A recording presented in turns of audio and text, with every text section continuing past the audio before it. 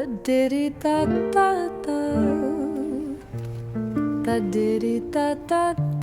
I am going to just do a very simple essay on the relationship between basic backyard gardening and what it means to be at the dawn of my second year of canning. And this was a big year. Despite the garden fail early on, autumn gave us very warm weather and the gift of more grow time. We harvested a lot of tomatoes and a bumper crop of apples. And while it doesn't seem like much, I started to do a deep dive into all of the possibilities. So the question remains, is this really actually a money saver? Is it really worth all the effort?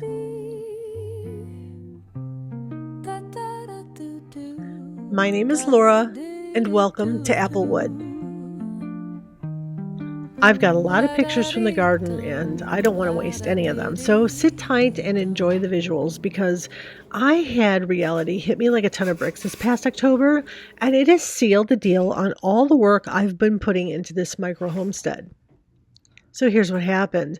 I went to Giant Eagle to pick up a can of coconut milk, only to be met with a sale on tikka masala sauce, and I love tikka masala sauce. But $7.99 regular price for the plant-based organic version. Oh wait, it's on sale. Yes, $6.29. Wow, what a deal. So I went home, and with the help of, yes, ChatGPT, I developed an easy recipe for tikka masala that doesn't require a ton of exotic ingredients. It was just able to pressure can this at about 25 minutes per jar. And I've been told that, well, it's just easier to buy it off the shelf because, by the time you make it and you're spending all this money, you're just going to spend too much money anyway. No. No, that's not what happened. I did 6 pints of tikka masala for a cost of 70 cents per jar. And that's a savings of $6.29 off the regular price. So for 6 jars, I spent a total of $4.20, which doesn't even cover the sale price of one item in the store. And yes, I could sit here and do the mathematical gymnastics on this one all day long. And this just sealed the deal for me. That's it. I don't need to be convinced anymore as to why I'm working hard to garden and learning to can the harvest. It's not just tikka masala, it's pizza sauce for about 35 cents per half pint. This turned out to be really good. Even my 9-year-old likes it, so it's a win all the way around. And so I went on to create ketchup, and while the flavor is awesome, I need to work on the texture and the thickness a little bit, and that's fine. But the barbecue sauce, that was a total win. So I have managed to get some great recipes for curry sauce and enchilada sauce, and every time I think I'm done, I find something else that we would love to have on hand, and with an additional 30 pounds of tomatoes still sitting in the freezer, well, the ideas just keep coming. So I'm pretty sure that I am doing a marinara sauce this year. While I'm usually pretty happy to buy this at Aldi, it's rather cheap there, but this year I'm going to can it up anyway. And if the tomatoes weren't enough, our neighbor had a bumper crop of apples this year, and I shamelessly cleaned the tree of every last one of them. With their permission, of course. I'm still working on these apples, though I did find a recipe for apple thyme jam, and boy, is this so very, very good.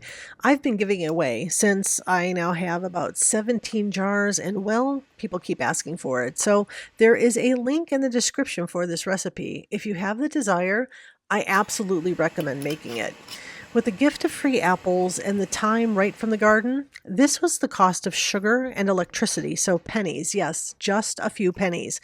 Actually, the ball lid cost more than the jam did, so let that sink in.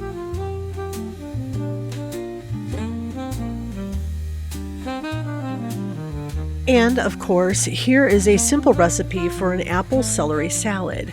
I love this so much that when I make it, I eat way too much of it. I really do need to be careful. But what you're going to do is combine an equal amount of cut celery with chopped apples, and you mix that together. I then add dried cranberries to the mix, along with some pepitas and a touch of feta cheese. The dressing is a simple mayonnaise with your choice of sweetener and a splash of vinegar. This is just crazy good, and don't say I didn't warn you.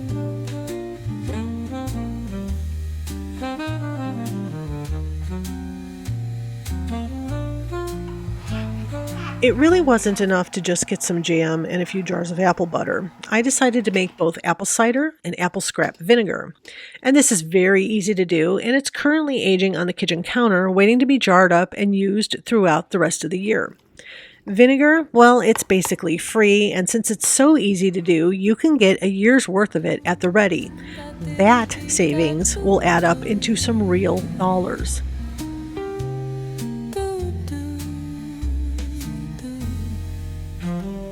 And since vinegar is so easy, I made pear, blackberry, and raspberry vinegars this year.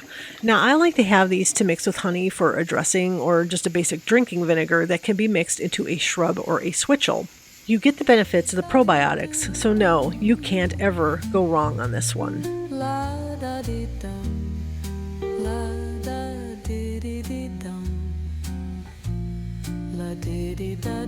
And of course, canning up things like broth is a big win as well. You don't throw out your chicken bones, you just freeze them and then cook it up with some vegetable scraps and water. All you're paying for is the water and the cost of the electricity. Really, it's another case of the canning lid costing more than the product in the jar.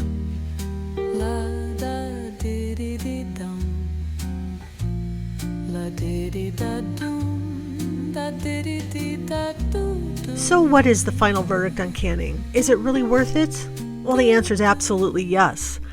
With some planning and some smart execution, I am discovering that I am well able to save hundreds, yes, hundreds of dollars over the course of a year on things I would otherwise buy at the grocery store. Yes, it's busy work, but the absolute upside is that you have food that doesn't have additives in it. It's shelf stable and all ready for dinner in minutes. I simply don't understand how we've managed to trade this art for convenience. Because convenience is incredibly pricey. This is a picture of a lasagna kit from Aldi. It's $15 and it probably feeds 4. It's a whole lot of money to eat this way, and in this economy, drastic times call for drastic measures. This simply isn't doable at all.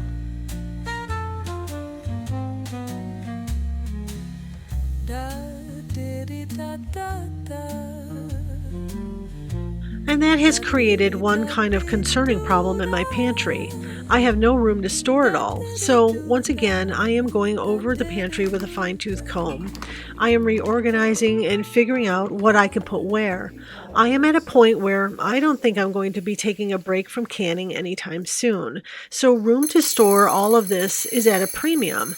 And despite my genius idea of putting the freezer in the closet, I am quickly coming to the realization that this behemoth is going to have to go into the laundry room instead. This will then open up the closet to build mason jar shelving for storage, and we hope to start that project come this January.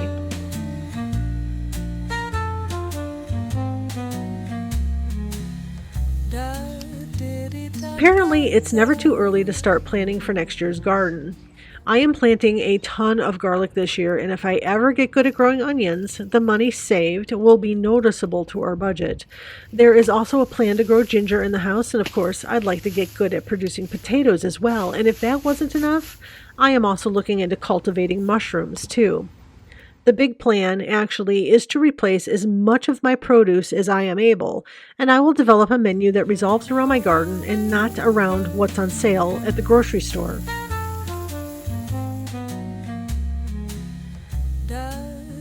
I am pretty sure that this is what true freedom looks like. I am a rebel now, and I don't want to participate in the status quo anymore.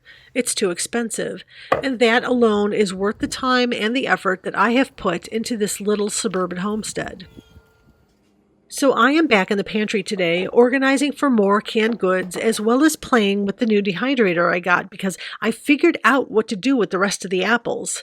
These dried apple chips are great for lunch snacks for the boy. He loves them. So tell me about your canning adventures. I would love to know what you are up to, and send me some of your best recipes.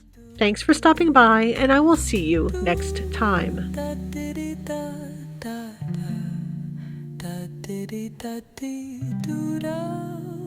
Da